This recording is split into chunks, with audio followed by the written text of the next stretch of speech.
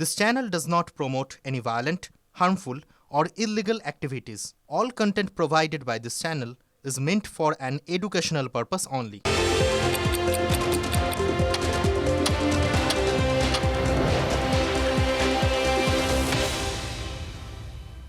নমস্কার, দেখছেন টিভি9 বাংলা। আপনাদের সঙ্গে রয়েছি আমি শুভজিৎ মিত্র। শুরু করছি পাঁচ কথা। শুরুতে নজর রাখতে হচ্ছে আরজি করের দিকে।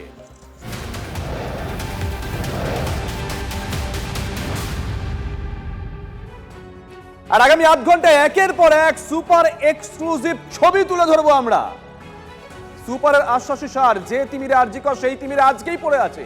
গতকাল সুপার নির্দেশ দিয়েছিলেন, কিন্তু তারপরে ছবিটা কি পাল্টিয়েছে? লিফটের ভিতরে টুল নিয়ে গতকাল লিফটম্যানকে বসে থাকতে দেখা গেছিল, কিন্তু সকালে দুপুরে কয়েকজন রোগীর পরিবার বলেন যে ভিতরে টুলটা থাকলেও আজকে সকাল থেকে লিফটম্যানকে দেখা যাচ্ছে না। বিকেল গড়াতে সেই টুলটাও হাওয়া হয়ে গেছে।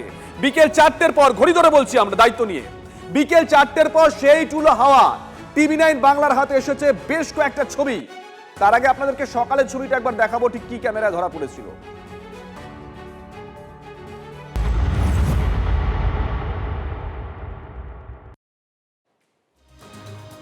চলুন ছবি দেখাবো।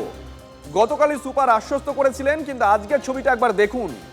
লিফটের ভিতর বসলো টুল, কিন্তু দেখা নেই লিফটম্যানের। আজকে সকালে এমনই ছবি ধরা পড়েছিল, এমনই অভিযোগ করেছিলেন রোগীর আত্মীয় পরিজনরা।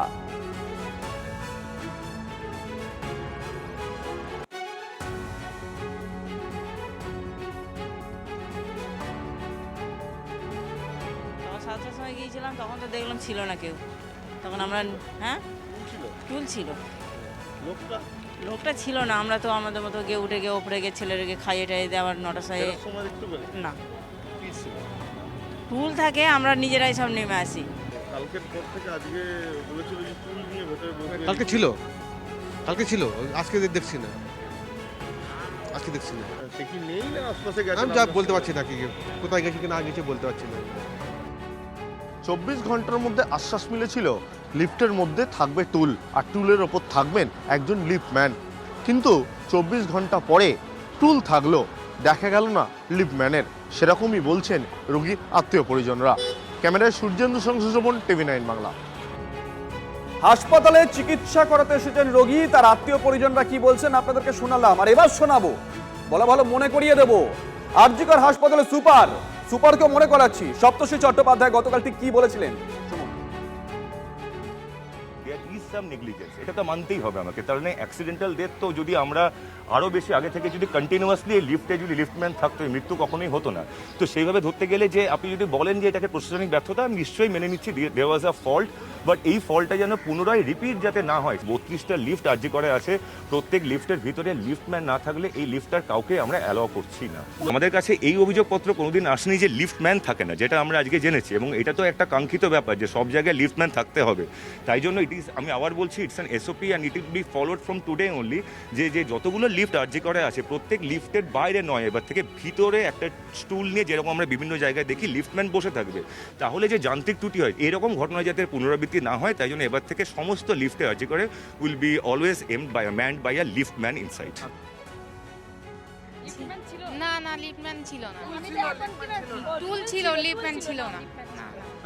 না লিফটম্যান ছিল না, টুল ছিল। আপনাকে জিজ্ঞেস করি, আপনি কত লেগেছিলেন? আমি 6th ফ্লোরে ছতলায় গিয়েছিলাম। টুল ছিল, মানে কোনো লিফটম্যান ছিল না ওতে, খালি পেশেন্ট পাড়ে যাওয়া আসা করছিল। তারপরে ওটা ঘটনা ঘটার পরে ওটা পুরো বন্ধ আছে, সিল করা। সেটা তো বন্ধ আছে। আপনি যে আজকে যে লিফটটা ব্যবহার করেছেন, যখন গেলেন তখন টুল ছিল না লিফটম্যান ছিল? না, খালি টুল ছিল, লিফটম্যান ছিল না। এই মাত্র ফিরে এলেন, এখন মানে আধা ঘন্টা 1 ঘন্টার মতন কি 1.5 ঘন্টার মতো দেখছি এখন আছে।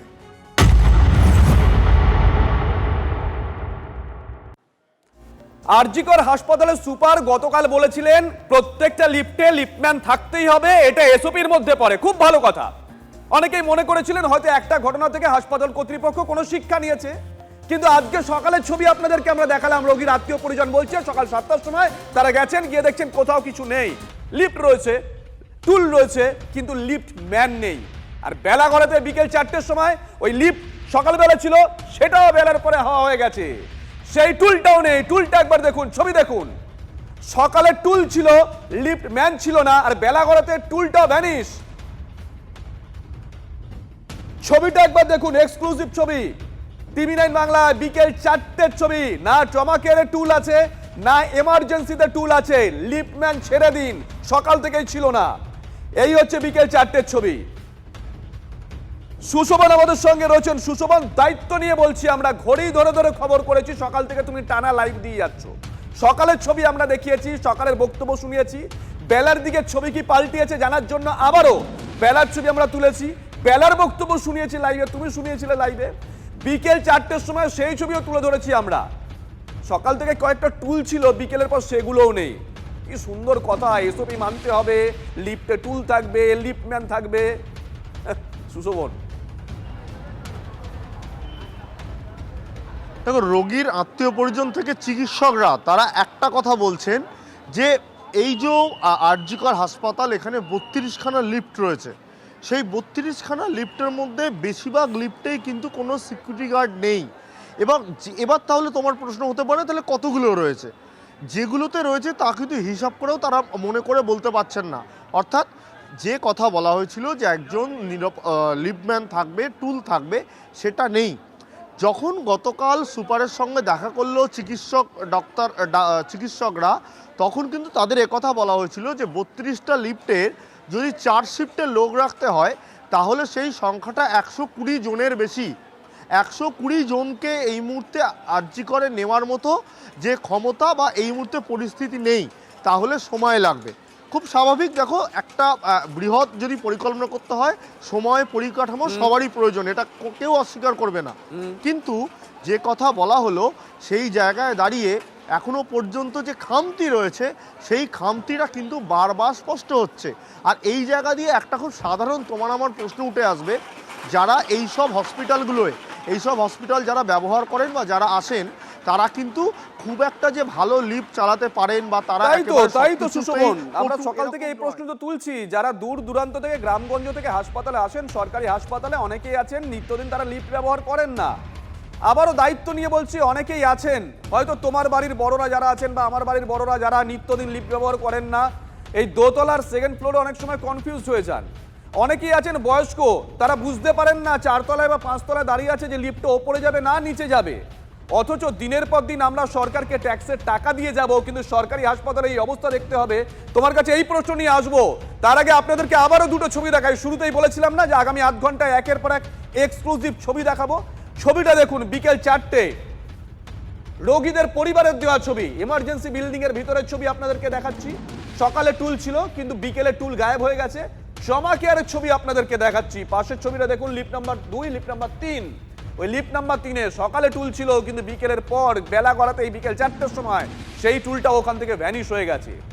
আবারও যাব সুশোভনের কাছে, আবারও যাব। সুশোভন, গতকাল থেকে রোগীর আত্মীয় স্বজনরা এটাই বলছেন যে এ তো যে কোনো দিন যাত্রার সঙ্গে ঘটতে পারে, আমার সঙ্গে ঘটতে পারে। সুশোভন, দেখো, সব থেকে বড় বিষয় কি জানো, শুধু এই কথা বলছেন না যারা এই ট্রমা কেয়ারে আসছেন, কিন্তু এই একটা প্রশ্ন হতে পারে তোমার, যে ট্রমা কেয়ারই কেন আসতে হবে, অন্য বিল্ডিংগুলোয় কি প্রয়োজন পড়ছে না? যেহেতু তুমি জানো যে তিলোত্তমা ঘটনার মধ্যেই একটা ভাঙচুর হয়েছিল, সেখানে এমার্জেন্সিতে ভাঙচুর হয়েছিল, তাই এমার্জেন্সির পুরো কাজের ভারটাই কিন্তু এখন ট্রমা কেয়ার সামলায়। স্বাভাবিকভাবে ট্রমা কেয়ার একটা পেশেন্টের একটা চাপ রয়েছে।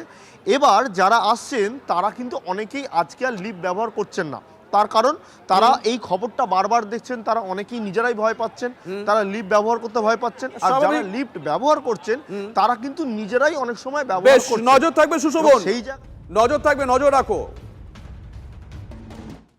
সব জায়গায় রয়েছে না, সব জায়গাতে তো নেই এখনো অবধি, কিন্তু কয়েকটা লিফটে হয়েছে, কিন্তু সবগুলোতে এখনো অবধি হয়নি। যেমন ধরুন ট্রমা সেন্টারের লিফটের কথা যদি বলি, তাহলে ট্রমা সেন্টারের লিফটে আজকে যে লিফটটা ভেঙে পড়েছিল, মানে যে লিফটটাই কালকে দুর্ঘটনাটা ঘটেছে, সেই লিফটের পাশের লিফটটাতে আপাতত লিফটম্যানকে আমি দেখতে পেলাম। উল্টো দিকের আরেকটা যে লিফটটা আছে ট্রমা সেন্টারের, যে থার্ড যে লিফটটা আছে, সেই লিফটটাতে কিন্তু আমি লিফটম্যান দেখতে পাইনি। ঠিক আছে, এমার্জেন্সি বিল্ডিংয়েও খোঁজ নিয়ে জানলাম যে এমার্জেন্সি বিল্ডিংয়েরও সব লিফটে কিন্তু লিফটম্যান নেই। তো সব লিফটে এখনও অবধি লিফটম্যান দেওয়া সম্ভব হয়নি। আমরা কালকে যখন কথা বলতে গেছিলাম স্টুডেন্ট বডি এবং রেসিডেন্ট ডক্টর অ্যাসোসিয়েশন আরজিকরের পক্ষ থেকে, তখন সুপার যেটা জানালেন যে 32টা প্রায় লিফট আছে আরজিকর মেডিকেল কলেজে, যার 4টে শিফটে যদি একজন করে লিফটম্যান লাগে, প্রায় 120-র ওপরে লিফটম্যান লাগবে। যে সংখ্যক কর্মী বা লিফটম্যান এখন তাদের কাছে নেই, ফলে তারা চেষ্টা করছে যত দ্রুত সম্ভব সেটাকে নিয়ে আসার।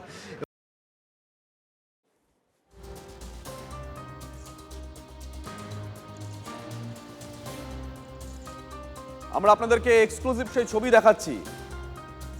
রাতে টুল বসেছিল, সকালে টুল ছিল, কিন্তু বিকেলের পর টুল ভ্যানিশ হয়ে গেছে, লিফটম্যান তো ছিলই না। মৃত স্ত্রী তিনি কি বলেছেন গোটা বিষয়টা সম্পর্কে, হারহিম অভিজ্ঞতা চাক্ষুষ করেছেন, শুনুন।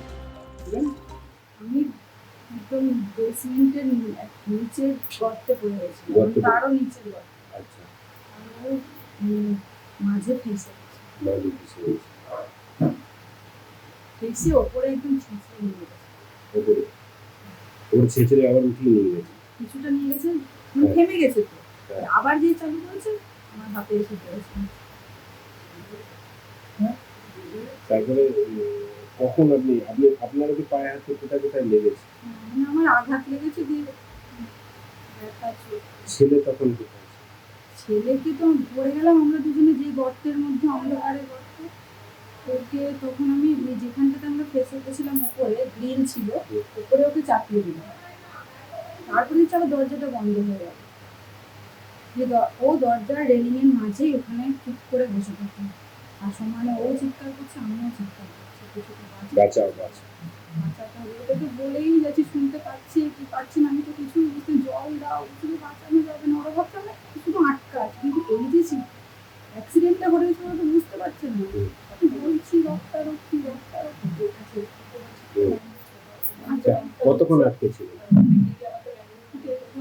1.5 ঘন্টা। তখন ঘড়ির সময় কত? আচ্ছা, এটা একটু ঘুরিয়ে এটা একটু ঘুরিয়ে ওই যেটা মোটা যায় এক্সাক্ট মনে করছে না। বাঁচান, কিছু করুন, চিৎকার করতে থাকি, করুন আরতিতে কান পর্যন্ত কেউ দেয়নি। এমনই বিস্ফোরক দাবি মৃত আরজি করে লিফট বিপর্যয় ওই যুবকের দিদি। ভাইকে হারিয়ে স্তব্ধ হয়ে গেছেন, সেই শোকের মধ্যেই ক্ষোভের আগুন। গতকালের ভয়াবহ অভিজ্ঞতার কথা TV9 বাংলার সঙ্গে শেয়ার করেছেন মৃত অরূপ বন্দ্যোপাধ্যায়ের দিদি। আমি থাকলে তো আমিও আটকে যেতাম, বুঝতে পেরেছেন কি? আমরা তো বাইরে ছিলাম, মানে অপারেশন যেখানে হবে সেই জায়গাটায় বসেছিলাম। আপনাকে কি বললো সেই সময়? মুক্তা খালি বলছে বাঁচাও বাঁচাও, বুচু পড়ে যাচ্ছে। ওই শুনে আমি প্রত্যেককে বলছি বাঁচান, কিছু করুন। ডাক্তারকে বলছি না, ওখানে বলছে পেশেন্ট পার্টি আছে, আপনি চিৎকার করছেন কেন? এরকম চিৎকার করলে তো আরো লোকের ডিস্টার্ব হচ্ছে। একটা মানুষের প্রাণ চলে যাচ্ছে, সেখানে ডিস্টার্ব হচ্ছে। ডাক্তারকে বলছি, ডাক্তারদেরও তো শাস্তি পাওয়া উচিত, ডাক্তারদের নাম কেউ উল্লেখ করেনি, ডাক্তারদেরও শাস্তি পাওয়া উচিত। ডাক্তাররা বলছে এটা আমাদের ডিউটি নয়। ডাক্তারদের ডিউটি কি? পেশেন্টকে বাঁচানো না? সেটা না করে ওনারা একটা ফোন করলে হতো না? বাথরুমের জন্য বাচ্চাকে যখন হ্যাঁ নিচে পাঠিয়ে দিচ্ছি, তাহলে তো রেসপন্সিবিলিটি কার? এখানে পাশে একটা দরজা ছিল, সেখানে তালা মারা, ওখানে সিঁড়ি ছিল, সেই সিঁড়ি দিয়ে নামলে পরে ওকে বাঁচানো যেত। ওই চাবি নাকি কারুর কাছে নেই, এত বড় একটা হসপিটাল। ওই বিএসএফ এর যারা ছিলেন, সিএসএফ এর লোকেরা কি করেছে, ওদেরও পা ধরেছি। দাদা আপনারা তো কত জায়গা থেকে উদ্ধার করে আমি দেখেছি, দড়ি ফেলে ঠেলে। ওই গেটটা তো খুললোই না, বলছে আমরা কিছু করতে পারবো না, বলছে এখানকারও চাবি নেই। অদ্ভুত, অত বড় হসপিটাল, দুটো জায়গায় তাহলে তালা দিয়ে রেখেছিস কেন যখন তোদের কাছে চাবিই নেই? লিফট খারাপ, তোরা তো সেটা বলিসনি।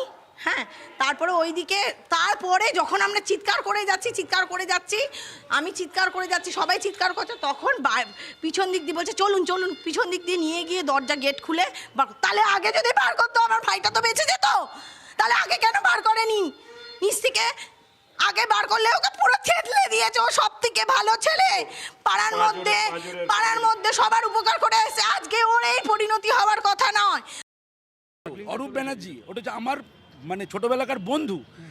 সেই 1 ঘন্টা ধরে আমরা শুধুমাত্র গ্রাউন্ড ফ্লোরে নয় এবং বেসমেন্টে গিয়েও দরজা ভাঙার চেষ্টা করেছি। সিআইএসএফ কর্মীদের পর্যন্ত বলেছি যে আপনারা দরজাটা ভেঙে দিন। সিআইএসএফ কর্মীরা বলেছে যে আমরা দরজা ভাঙতে পারি না, এটা আমাদের কাজের মধ্যে পড়ে না।